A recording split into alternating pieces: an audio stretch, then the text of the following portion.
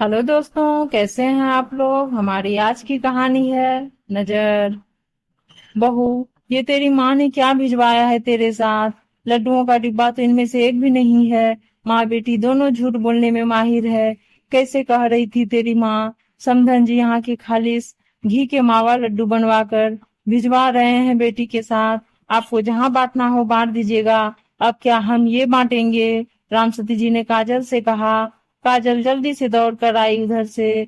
उसका छोटा भाई भी साथ में आकर देखा तो दोनों एक दूसरे का मुंह ताकने लगे। ये कैसे हुआ मयूर। पापा तो लड्डुओं का भारी डिब्बा ही बस की सीट के नीचे रखा था।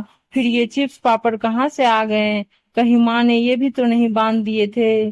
और हम लड्डुओं का डिब्बा घर ही भूल आए। जल्दी से फोन कर पता करो।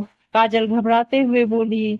जानती थी सासू माँ सुनाने का एक मौका जाने नहीं देंगी। माँ तुमने लड्डुओं का पैक किया डिब्बा दिया था ना, वो तो यहाँ आया ही नहीं।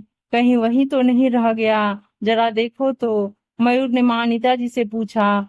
विभूति जी भी फोन पर आवाज सुनकर बोले। अरे बेटा, तुम्हारे ही सीट के आगे वाली सीट के नीचे तो वो डिब्बा रखा था। अगर वहां नहीं है तो तुम लोग फिर लगता है बस में ही छोड़ दिए। ये सब बात रामसती जी और काजल को भी सुनाने के उद्देश्य से मयूर ने स्पीकर ऑन कर दिया था। लो भला लड्डू आए नहीं और सब झूठ बोले जा रहे हैं। रामसती जी हाथ नचाते हुए बोली। अब बहू मायके से पहली बार ससुराल आई है और मैं ये चिप्स बांटूं। हे भगवान, जाने किस घर में बेटा बिहा दिया जिन्हें जरा भी शऊर नहीं। बेटी की विदाई में लड्डुओं की जगह ये पापड़ चिप्स भेज दिए। रामसती जी हंगामा करने लगी। काजल को कुछ न सूझा तो भाई को बाहर बाजार भेजकर जल्दी से 5 किलो लड्डू लेकर आने को बोली। काजल अपने कमरे में जाकर सफर के कपड़े बदल घर की सूती साड़ी डाल रसोई में चली गई। पर दिमाग अभी भी वहीं पर अटका पड़ा था। आखिर वो डिब्बा गया कहाँ। माँ ने मिठाई वाले से कहकर स्पेशल लड्डू बनवाए थे। बेटी के ससुराल भेजना है बोल बोल कर मिठाई वाले चचा ने भी 5 किलो के डिब्बे तैयार कर एक बड़े डिब्बे में सबको डालकर बांध कर पैक कर दिया था। सामान बहुत ज्यादा था तो कुछ बस की डिक्की में रखवाया गया और लड्डुओं का डिब्बा काजल और मयूर की सीट के नीचे नहीं बल्कि उनके आगे की सीट के नीचे रखा गया ताकि वो देखते रहे।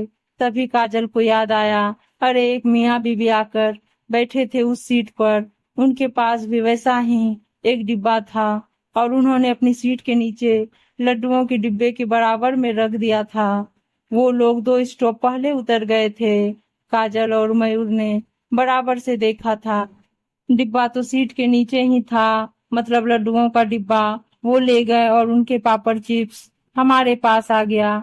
हे भगवान, इतना नजर रखने के बाद भी काजल को समझ नहीं आ रहा था सासू माँ से ये सब कहे तो कहे कैसे। वो तो सच मानेगी नहीं।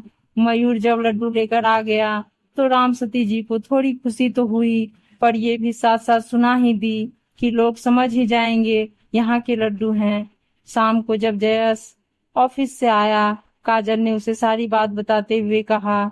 मैं तो बड़ी थी, मुझे ध्यान देना चाहिए था। मयूर तो छोटा है, उसे क्या ही बोलूं। पर ये एक जैसे डिब्बे की वजह से गड़बड़ी हो गई। आप माँ को समझा दो। मेरे माता पिता ने उनके लिए अच्छे वाले ही लड्डू बनवा कर भेजे थे। जयस सुनकर पहले खूब हंसा और बोला, जिसके घर लड्डू गए होंगे वो खुश होगा। अरे वाह, खालिस घी के मेवा लड्डू, वो भी इन पापड़ चिप्स के बदले। तुम भी पता था सुनाओगे ही। काजल नाराज होते हुए बोली तो जयस ने उसे तसल्ली देते हुए कहा, माँ को समझा दूंगा। दूसरे दिन दोपहर को उसी बस वाले का फोन आया। काजल बिटिया, तेरे पापा ने तेरे लिए लड्डू भिजवाए हैं, किसी को भेज कर मंगवा ले। कह रहे थे कल किसी से तुम्हारा सामान अदला बदली हो गया। अब खाने की चीज देखकर कोई खाएगा ही, कहकर वो भी हंसने लगा। मयूर को आज बस पकड़ने जाना ही था इसलिए जयस घर पर ही था। काजल ने जयस से कह दिया, पापा ने लड्डू भिजवाए हैं, मयूर उसी बस से वापस जाएगा। आप उसे छोड़ते हुए डिब्बा ले आना। लड्डुओं को देखकर रामसती जी ने कहा, हाँ ये लग रहे लड्डू। जब तुम्हारे पापा भिजवा ही रहे थे तो यहाँ से मंगवाने की क्या ही जरूरत थी। अच्छा हुआ जो कल ना भिजवाए।